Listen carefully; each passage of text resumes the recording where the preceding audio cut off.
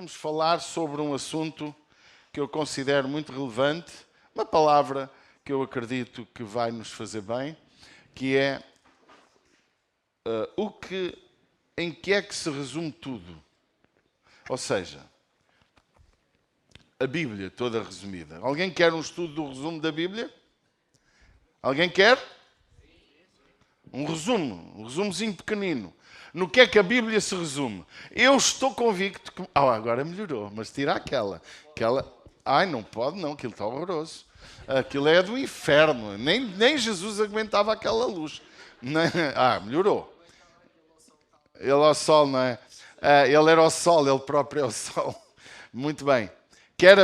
Quem é que quer ganhar um apartamento no Algarve? Levanta a mão.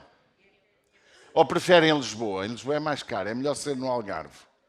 A igreja para o Algarve, 2 milhões de euros até tem. Uma moradia assim boa. Quem quer uma moradia boa no Algarve? Se tiver dinheiro para comprar. Pois fala comigo que eu ajudo a encontrá-la, está bem? Para ver se eu ganho uma comissão. Qual é o tema desta manhã? O resumo de tudo. E o que é o resumo de tudo? Quem é que quer dizer? Numa palavra. Quem é que disse amor? Amar. Foi ali o nosso Odacir. Um aplauso para o Odacir, que foi o primeiro. Amém? Vamos ficar de pé para ler o texto sagrado em Romanos 13, Epístola aos Romanos. E vamos assim começar a ler. Verso número 8 a verso 14, que diz: A ninguém devais coisa alguma, a não ser o amor com que vos ameis uns aos outros. Porque quem ama aos outros cumpriu a lei. Com efeito, não adulterarás, não matarás, não furtarás, não darás falso testemunho, não cobiçarás, e se há algum outro mandamento, tudo nesta palavra se resume. Amarás ao próximo como a ti mesmo. O amor não faz mal ao próximo, de sorte que o cumprimento da lei é o amor. E isto digo, conhecendo o tempo que já... Vamos repetir aqui. E isto digo, conhecendo o tempo que já é hora de despertarmos do sono. Porque a nossa salvação está agora mais perto de nós do que quando aceitamos a fé. A noite é passada e o dia é chegado. Rejeitemos, pois, as obras das trevas e vistamo-nos das armas da luz. Andemos honestamente como de dia, não em glutonarias, nem em bebedeiras, nem em desonestidades, nem em dissoluções, nem em contendas e inveja. Mas revesti-vos do Senhor Jesus Cristo e não tenhais cuidado da carne em suas concupiscências. Amém? Podem tomar o vosso lugar.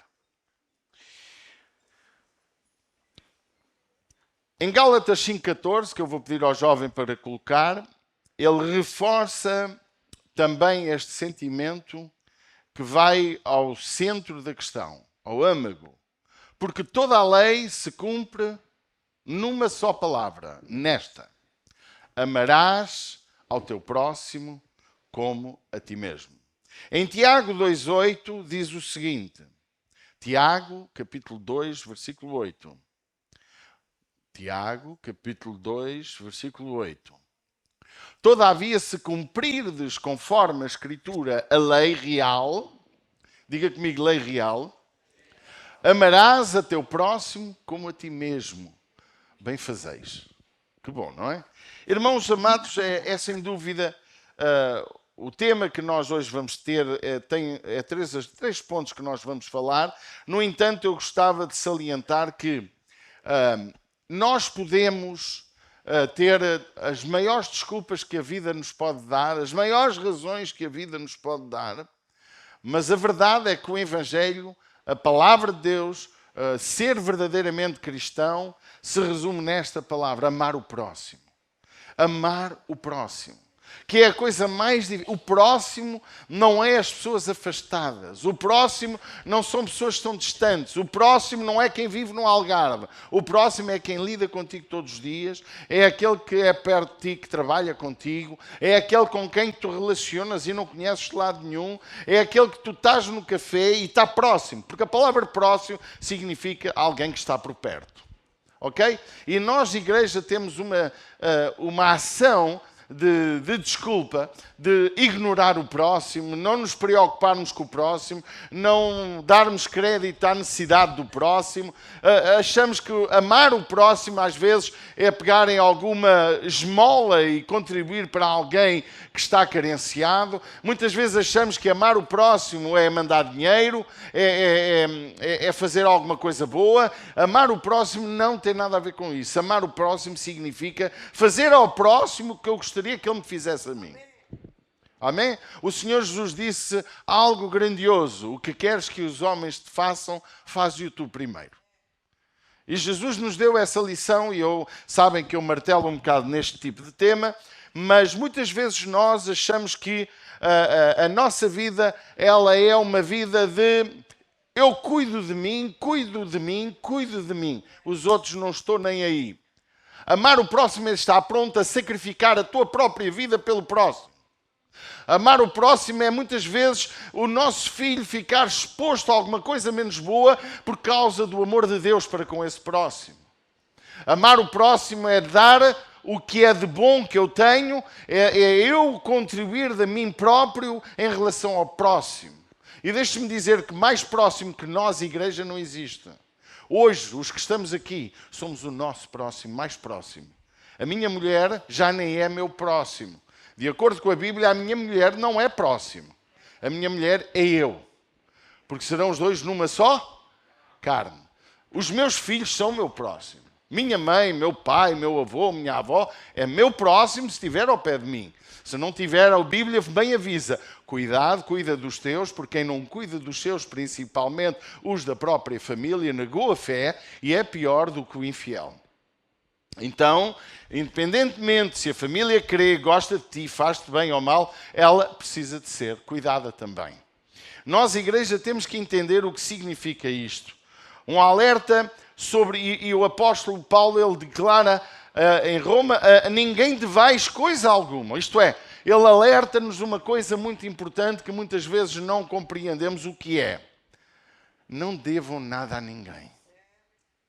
Não peças dinheiro emprestado, favores, dependendo de quais sejam, nunca te esqueças que deve envolver o amor, mas ele diz algo fantástico.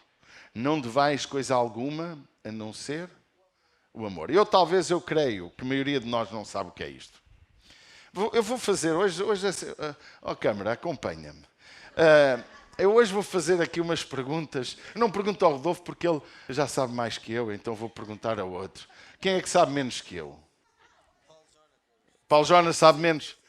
O que é não dever coisa alguma a não ser o amor? O que é isto?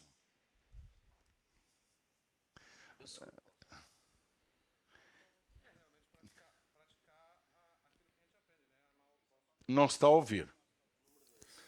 Quando a gente ama o próximo e se dedica a ele, a gente está praticando o amor e não devemos nada, né? Fazemos com o coração. Quem é que quer responder? Nossa querida irmã. Não. Em português. Eu acho que é cumprir a lei, ser honesto, integridade, assim, não devendo nada consoante a lei, senão o amor que vai além da lei, que é uma exceção dos tempos de hoje. Outro irmão que queira responder, por favor? Irmão, eu creio que todos vão responder bem, mas eu vou responder se calhar diferente. E se calhar estamos todos certos, não é? O que é que tu achas, Paulinho? Eu creio que nos quer dizer que a nossa única verdadeira obrigação com o outro é o amor. Ok. Então vou-vos contar a minha visão. Coisa alguma a não ser o amor é algo que passa por este processo. Significa que alguém me gerou tanto amor para comigo, teve tanto amor para comigo, O Danilo fez tanta bondade na minha vida, foi tão generoso, foi tão carinhoso, acompanhou-me em qualquer momento da história da minha vida que eu devo-lhe muito amor. Eu devo-lhe amor porque ele me deu amor. Porque quando se deve, é porque se recebe. Há algo que não é nosso, que não merecíamos, se calhar. Como é que nós ficamos a dever dinheiro no banco? É indo buscá-lo, é ou não é? O banco empresta e eu, o que é que faço? Tenho que pagar, porque devo. Se o Danilo me der muito amor, muito carinho, muito respeito, investir muito tempo na minha vida para eu ser salvo, para eu conhecer Jesus, eu fico-lhe com uma dívida. E essa dívida é o amor. Não devais coisa alguma a não ser o amor, significa que nós devemos gerar dívida na vida dos outros. Ou seja, eu vou promover amor na vida de cada pessoa que passa pela minha vida. Eu vou revelar o meu amor de Deus, um amor que vem do coração de Deus, porque amar o próximo como a nós mesmos já é um ponto mais elevado ainda. Então significa que eu vou fazer tanto amor para com alguém, vou ser tão generoso, e não estou a falar de dinheiro, esqueça o dinheiro. Estou a falar de ação, investimento de tempo, cuidado espiritual, alertar as pessoas para aquilo que é importante na sua vida. É muitas vezes, como Jesus disse, se eu tive fome, tu deste-me de comer. Eu estava hospitalizado e tu foste-me visitar. Eu estava preso e tu foste ter comigo. Não me desististe de mim, estiveste sempre presente. Tu és uma pessoa maravilhosa na minha vida. Alguém está a entender o que eu estou a falar? Porque dívida é porque alguém nos passou alguma coisa que fiquei a dever. Ou não é? Se alguém me passou... Imagina que ali o nosso Diego me empresta 1 milhão de euros. Ele é homem para isso. Ou então o Lázaro ali também, um homem empresário, cheio de dinheiro, dizia assim, não quero emprestar eu dou 2 milhões. E eu fico-lhes a dever. Eu fico a dever. Eu tenho que pagar ou não? Então qual é a minha dívida? Eu tenho que pagar a dívida a ele. Mas isso é dinheiro, amor não se paga. Amor não se paga. É diferente. Porque quando eu gero amor para os outros, eu não vou pedir retribuição. Ele é que me vai ficar a dever, mas eu não vou sentir que ele me deve nada. Porque Jesus morreu por nós. Jesus pagou um preço elevadíssimo por nós. Jesus deu a sua vida por cada um de nós. E a sua vida que ele deu por mim, ele não me obriga a segui-lo, nem a amá-lo, nem a viver como ele quer. Como ele quer que eu viva. E eu só lhe sou fiel se eu quiser. De acordo com a teologia que eu acredito. Mas eu devo ou não devo a Jesus? Porque ele disse, vós sois salvos pela graça, Efésios 2. Isto não vem das obras, para que ninguém se glorie por ser seu mérito. Então, nós, igreja, cada um de nós, deve fazer com que o nosso querido irmão, o nosso próximo, não devais coisa alguma a não ser amor. Então vamos gerar dívida. Olha, eu vou fazer... Eu amar o meu filho não é nada de especial. Amar a minha esposa nem é meu próximo, é eu própria. Não é fácil. Não é? Amar aqui o bonitão significa amá-lo, cuidar dele, abençoar a vida dele. Mas ele vai me tratar mal, ele ofende-me, ele ignora-me, ele rejeita-me. Eu continuo a amá-lo como Jesus faz comigo. E um dia, ele pode sentir que tem uma dívida comigo. Uma dívida de amor, que não se resume a dinheiro, não se resume a pagamentos. Não é caso para chegar ao pé de mim e dizer, pastor, quanto é que eu lhe devo por tanto trabalho que lhe dei? Eu vou lhe dizer, isso é uns milhões, tu não tens como pagar. Tal como a Bíblia diz no livro dos Salmos, que a redenção do homem é caríssima, todos os recursos do mundo se esgotariam por causa de uma vida. O amor de Deus para connosco não tem dinheiro que pague. O amor que nós devemos gerar uns para os outros não tem dinheiro que pague. Nós temos que dar amor, independentemente de quem recebe esse amor. Amar. Amar extravagantemente. Amém? Extravagantemente. E o texto é incrível, e este é o primeiro aspecto do nosso texto, da nossa meditação. um alerta que a nossa dívida seja amor, com que devemos retribuir porque recebemos esse mesmo amor. O outro aspecto que eu gostava de salientar, porque isto é um texto fantástico, cheio de conhecimento, cheio de palavra, e é qualquer coisa de fantástico, que é o facto de conhecer o tempo que estamos a viver. O versículo de número 11, ele diz, e digo isto, conhecendo o tempo que é já a hora de despertarmos do sono. É a hora de despertar do sono. E às vezes isto vem num contexto, irmão, olha o versículo 10. Pense comigo, vamos abrir o versículo 10, porque isto vem num contexto igual. O contexto tem a ver com o mesmo. Versículo 10 do capítulo 13 de Romanos, nós não podemos alterar o contexto para dar uma informação do texto. Vocês entendem? O contexto é a base do ensino que está aqui revelado. O amor não faz mal ao próximo, de sorte que cumprimos da lei, o cumprimento da lei é o amor. Aqui já nem se vivia no tempo da lei. Aqui já era o tempo da graça, o tempo da igreja. Mas havia a noção de lei. E Paulo teve uma guerra muitas vezes contra os que achavam que a lei funcionava ainda, esquecendo do amor, da graça, do favor de Deus, que veio não só fazer um Novo Testamento. E o Novo Testamento altera o anterior, como diz o apóstolo Paulo. E nós muitas vezes não entendemos. E depois ele diz, e digo isto, conhecendo o tempo, que é já a hora de despertar do sono. E eu quero, meus irmãos, trazer outra vez este sono para a questão do amor. Será que estamos dormindo em relação ao amor? Estamos adormecidos em relação ao princípio do amor que Deus quer que a sua igreja tenha? Porque no mundo este amor não existe. No mundo há um amor recíproco. Eu recebo, eu dou, eu recebo. Mas não, no amor da igreja, o amor de Jesus é um amor que dá sem ter que ter retorno. Vocês entendem?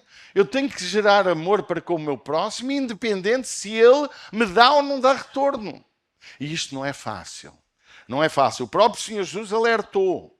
Inclusive, na parábola que Jesus vem ensinar o que é este amor e quem é o próximo, quando alguém lhe pergunta quem é o meu próximo. E Jesus deu a parábola. Vinha um homem a sair de Jerusalém. E este homem e ele foi alguém que foi assaltado. E passou o sacerdote e não ligou nenhuma. Passou o outro, o levita, também não ligou nenhuma ao homem que estava meio morto. Até que passou um samaritano, um desprezado. Alguém que não tinha valor para com os judeus. Alguém que parecia que não tinha nada a ver com Deus. Mas esse homem parou, gastou tempo com o seu próximo, que não conhecia, que estava, diz a Bíblia, meio morto, e ao olhar para ele, tratou-lhe as feridas. Em vez de ir no seu jumento em cima, passou a caminhar ao lado e pôs o meio morto em cima do jumento, levou uma estalagem, mandou cuidar dele, pagou e disse, quando eu voltar, se te dever, eu pago-te. Ele fez isto com quem não conhecia. Ele fez isto sem saber se ia ter retorno. Ele mostrou amor para com o seu próximo, independentemente do retorno que iria ter ou não desta ação. E às vezes estamos distraídos com a nossa vida. A igreja é responsabilidade nossa. O próximo que temos na igreja é o irmão que está connosco. Eu, quando tomo uma ação, quando eu vivo de uma certa forma, pondo em risco a fé dos outros, pondo em risco o meu testemunho, ele é impactante para a vida de quem é o meu próximo. O meu exemplo de vida, ele vai criar impacto no meu próximo. E quando eu amo o meu próximo, eu tomo decisões de próprio eu me negar a mim mesmo por causa do meu próximo, nem é por causa de mim. Eu não sei quantos casamentos temos aqui que nunca se separaram por causa dos filhos. Homens que dizem assim, estou farto desta mulher, já não aguento. Mas tenho os filhos, não posso separar dela. Tenho uma fortuna, não posso dividi-la. Porquê é que ele não se separa? Ou ela não se separa por causa do amor com relação a outra coisa, ou outra pessoa. Porquê é que a igreja precisa? E Jesus disse, quem me quer seguir, negue-se a si mesmo, tome cada dia a sua cruz e siga-me. Porquê é que Jesus ensinou isto? Porque muitas vezes temos que nos negar a nós mesmos, não só para ser fiel a Deus, mas por causa do meu testemunho para com o meu irmão. Porque a Bíblia também diz, ai de quem por quem vêm os escândalos. Melhor fora não ter nascido. A igreja perdeu a noção do que é ser igreja. A maioria das pessoas que hoje caminham nas comunidades perdem a noção do que é ser igreja. E ser igreja é muito mais que estar aqui. Ser igreja é amar quem está ao nosso lado. É o irmão ao lado. Amar o próximo, irmãos, é ver o sucesso de um irmão a vestir algo bonito, a ter um belíssimo carro, a ter uma boa casa. Eu não tendo nada, continuar feliz pelo sucesso dele. Alguém dizia que tu conheces os teus amigos quando estás em sucesso.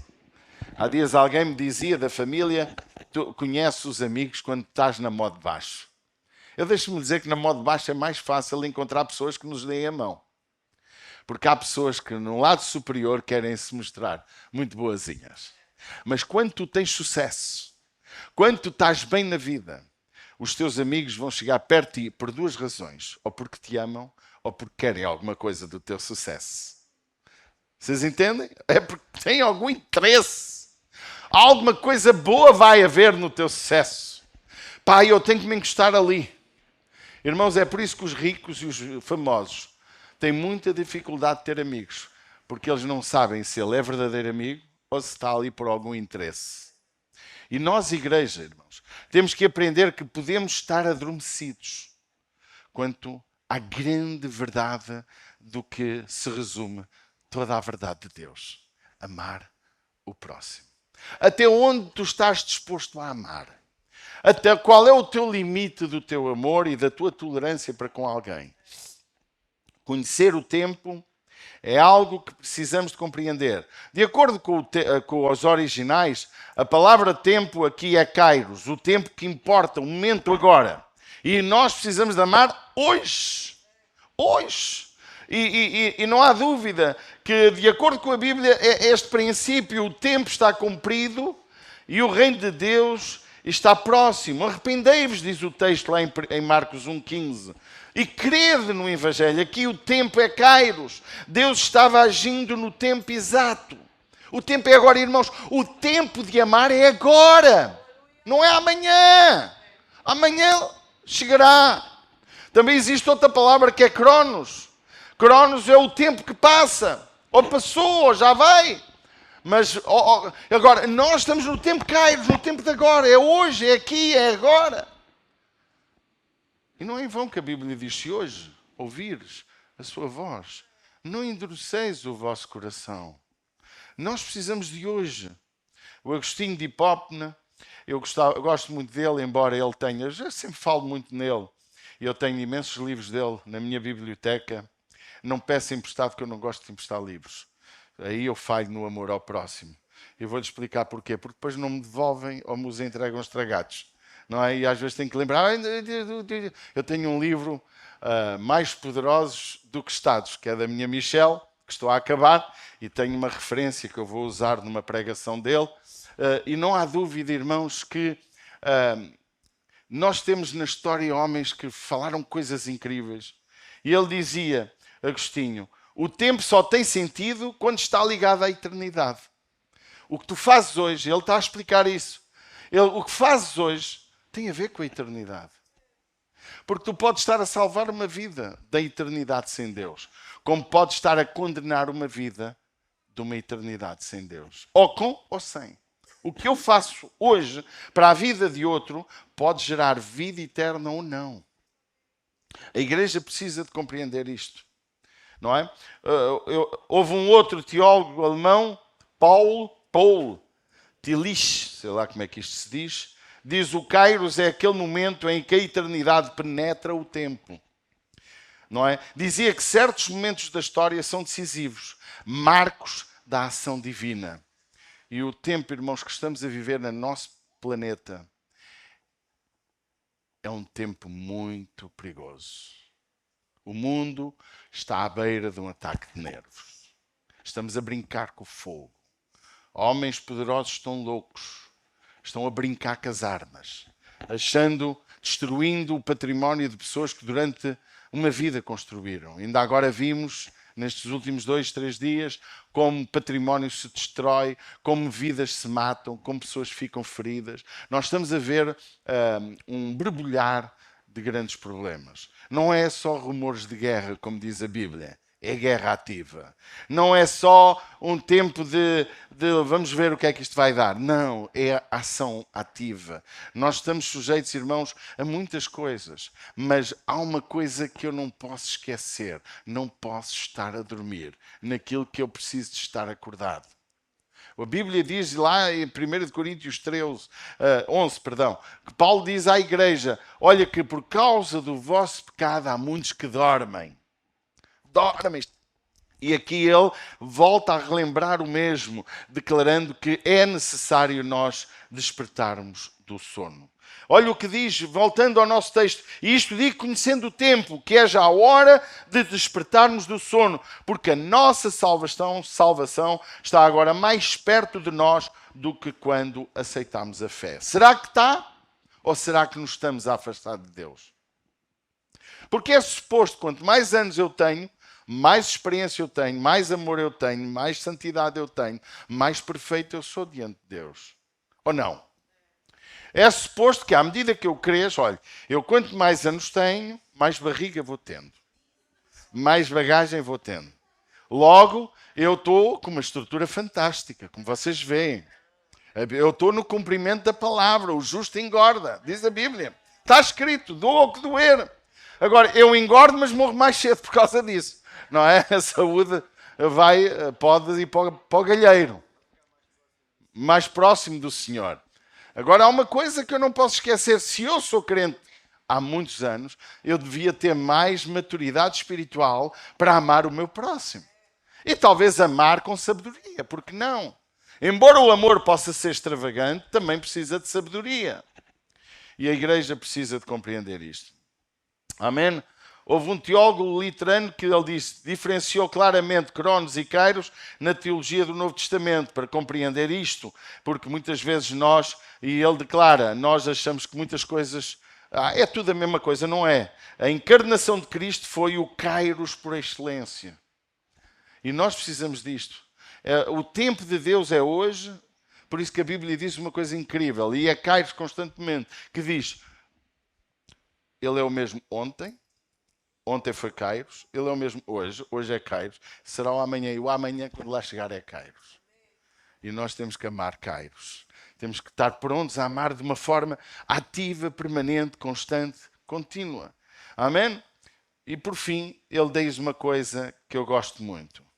Versículo de número, embora ele passou pelo 12, e a Bíblia fala no versículo 12, a noite é passada e o dia é chegado. Rejeitemos, pois, as obras das trevas.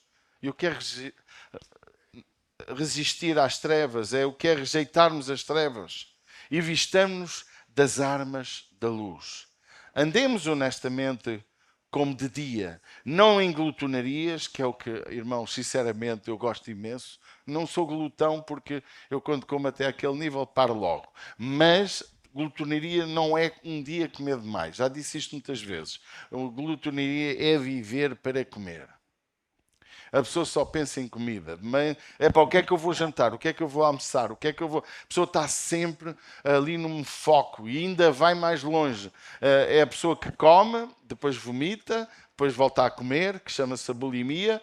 E há pessoas com este vício. E isso passa por um pecado chamado glutonaria. Mas voltando, não andemos honestamente como o dia, não em glutonarias, nem em bebedeiras, não é? Porque repare, irmãos, a bebedeira é a prova, não é, bíblica, que o povo bebia. Mas também é a prova bíblica que é pecado embriagar-se. Ou não? Ai, pastor, eu não me embriago, mas estás bêbado. Tu finges que não estás bêbado. Isto é pecado, é bebedeira. Beber em excesso ou comer em excesso está no mesmo nível de pecado. Por isso que igrejas adotaram o sistema de não beber. Porque as pessoas não sabem beber. Mas esquecem-se que tudo o que é vício é pecado. Coca-Cola pode se tornar pecado. Picanha pode se tornar pecado. Sardinhas pode se tornar pecado. Ou não? Ou sardinhas já não é pecado? Se for tudo em excesso e abusivo, é pecado. Nem em desonestidades. Eu vou tirar aqui 5 euros, ninguém vai ver. Desonestidade. Eu vou fingir que aqui... isto não é bem uma vigarice. Vamos fingir. Irmão, eu já perdi negócios por dizer a verdade aos clientes. Já perdi cristãos por dizer a verdade aos cristãos. A verdade dói, mas a verdade liberta. Amém? Olha o que vem a seguir, nem em dissoluções. Muita gente não sabe o que é esta dissolução, que tem a ver com prostituição, que tem a ver com sexo abusivo, tem a ver com excessos, tem a ver com o princípio romano que havia dos romanos, das orgias, valia tudo menos tirar olhos. E era assim que se vivia naquele tempo. Nem em contendas. Há pessoas que gostam de contenda, gostam de levar, trazer, muito menos em invejas. Mas revestivos do Senhor Jesus Cristo. E não tenhais cuidado da carne em suas concupiscências. Mas voltando ao que eu queria, verso 13, vamos vestir-nos. Olha o que diz: andemos honestamente como de dia, não em glutonaria, nem bebedeiras, nem desonestidade, nem instrução, nem... Não é o 13. É das armas, é o 12. E vistamos das armas da luz. Amém? Que armas são estas? Podíamos ir a Gálatas, naturalmente, ver a armadura. Podíamos ir a Efésios. Podíamos ir a muitos lugares. Mas, irmãos, a nossa melhor arma, o caminho mais excelente, de acordo com aquilo que o apóstolo Paulo disse em 1 Coríntios, vamos lá abrir, capítulo 12. Abra comigo. O caminho mais excelente, versículo 31. Portanto, procurai com zelo os melhores dons e vos mostrarei um caminho ainda mais excelente. E qual é o caminho mais excelente? Qual é? Acima dos dons, acima de qualquer coisa, é o amor. Versículo capítulo 13. Amor. Amor. Amor para comigo, para com o próximo, porque quem não se ama a si mesmo não ama o seu próximo. Por isso que Jesus disse: amar a Deus acima de todas as coisas. Amar a Deus com todas as tuas forças, com todo o teu entendimento, e o próximo como a ti mesmo. Só amo o próximo se eu amo a mim. E deixe-me dizer porque é que estamos a dormir. Porque não estamos a cuidar da nossa salvação. Não estamos armados com o escudo, não só da fé, o escudo do amor, a arma do amor, porque, irmãos, tudo se vence pelo amor. A Bíblia diz que Deus amou e deu o seu Filho. E eu preciso de amar como Ele amou. É difícil. E há uma música que diz: amar como Jesus amou. E não tem nada a ver com... Não foi José Cid. José Cid mas não é dele. Não sei de quem é o autor. Quem? Zezinho Barros é o autor. É o padre. É padre, ainda por cima, é um bom rapaz. Sim, senhor. Então, que nós possamos amar. E olha o que vem, meus irmãos, capítulo 13. Fala que o amor é superior a todo o conhecimento de línguas espirituais. O amor é superior aos dons do Espírito, porque o contexto do capítulo 12 é os dons do Espírito. Amar é superior a todas as tuas dádivas. Eu vou dar tudo o que eu tenho. Amar é superior aos sacrifícios humanos. Ainda que eu entregue o meu corpo para ser queimado, se eu não tiver amor, nada disso serve. Amar o próximo, cuidar do próximo, gerar dívida no próximo. Irmão, não há problema. Fomos enganados, deixa andar. Jesus morreu pelos justos e pelos injustos, embora não há justo nenhum. Peço desculpa. Jesus morreu por aqueles que o aceitam, pelos que o rejeitam. Era mais isto que eu queria dizer. Não é? Mas o Senhor Jesus, quando estava a ensinar a parábola, ele disse: há mais alegria por um pecador que se arrepende do que por 99 justos que não precisam de arrependimento. Porquê é que já não precisam? Porque os justos, que eram injustos, já geraram alegria no passado. Mas nós precisamos de gerar alegria no presente. Amados, vamos buscar Deus. Vamos alegrar-nos nesta manhã com esta opção de vida. Eu decido, eu vou decidir amar. E eu vou acordar do sono. Eu vou despertar. Porque podemos estar adormecidos naquilo que é mais importante na nossa vida. Não, porque quando eu sirvo a igreja, sirvo o próximo. Quando eu honro a Deus, honro o próximo. Quando eu estou cuidando do próximo, mesmo que ele rejeite os princípios de Deus, eu estou fazendo o trabalho que eu devo fazer. Note que Jesus foi rejeitado por dizer muitas verdades. Quiseram-no matar. Várias vezes tentaram matar Jesus e ele não permitiu, porque não era chegada a hora. Mas há uma coisa que eu não posso ignorar.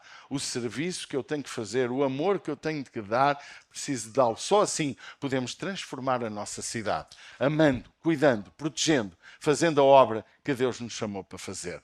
Ama, com sabedoria naturalmente. Não te deixes manipular. Não, é preciso saber isso. Mas não vedes o teu amor para com o teu próximo. E o teu próximo não é quem está no Brasil, embora possas ter família, possas ter amigos que foram teu próximo no passado e ninguém te diz para não ajudares. Mas o teu próximo é o vizinho da tua casa. O teu próximo é o teu funcionário, ou é o teu colega de trabalho, ou é o teu patrão. O teu próximo é quem te rodeia, é o teu cliente, é a pessoa que está mais próxima de ti. E é com essa que tu tens que ser exemplo. E os teus exemplos, a tua postura, a tua atitude, e por isso que a Bíblia diz, não andeis em desonestidades. Porquê é que é em desonestidades? Porque a desonestidade implica o meu mau testemunho para com o próximo. A minha desonestidade, a minha maldade, a minha inveja, a minha dissolução, andar em prostituição, a fazer o que é errado, vai gerar com que o meu próximo não crê em Cristo por minha causa. Ok? Vamos ficar de pé nesta manhã. E tu que estás online, sempre me esqueço de quem está online, tu possas compreender esta verdade e pedir a Deus que te ajude. Hoje foi uma palavra mais para dentro, mas que nós possamos, irmãos, sair deste lugar prontos a amar o próximo. Começa já, não é com a tua esposa, Vítor, é aí com alguém que não conhece. Olha já para o lado, procura alguém que não conheças ou conheças mal e diz eu te amo. Vamos dizer isto uns aos outros. Homem vai dizer ao homem eu te amo, porque se diz à mulher do outro pode dar confusão. Vamos dizer eu te amo. Amém. Vá, procura uma pessoa que não seja tão próxima tua e diz eu te amo. Amém.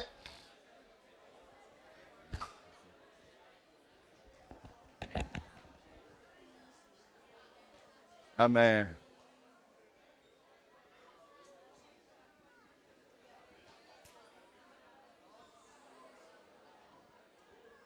Amém? Eu creio. Deixe-me dizer uma coisa. Eu creio que se eu perguntar quantos de nós têm falhado, ouça agora. Se eu perguntasse quantos de nós têm falhado nisto, eu tinha que levantar as duas mãos. Você também? Alguém tinha que fazer como eu? Então vamos levantar as nossas mãos. As duas, bem alto. E vamos pedir perdão a Deus por às vezes estarmos adormecidos. E vamos dizer, Deus, planta em meu coração este amor que vem de Ti, para que eu possa amar o meu próximo. Para que por minha causa pessoas vão para o céu. Para que por minha causa eu faça como João Batista, prepare o caminho para receberem Jesus. Eu gostava de ouvir vocês orar. Diz, Pai, perdoa-me por ter adormecido. Pai, perdoa-me por muitas vezes ignorar a necessidade do meu próximo. Pai, nesta manhã, eu me comprometo a lutar. Eu decido a viver para poder amar o meu próximo. Em nome de Jesus. Em nome de Jesus. Dá-me esse amor sábio. Esse amor que tem a palavra que possa produzir vida. Pai, ajuda-me. Ajuda-me. Socorre-me. Sopra sobre mim. Para que eu possa entender o caminho mais excelente na minha fé. Que é amar. Em nome de Jesus. Amém.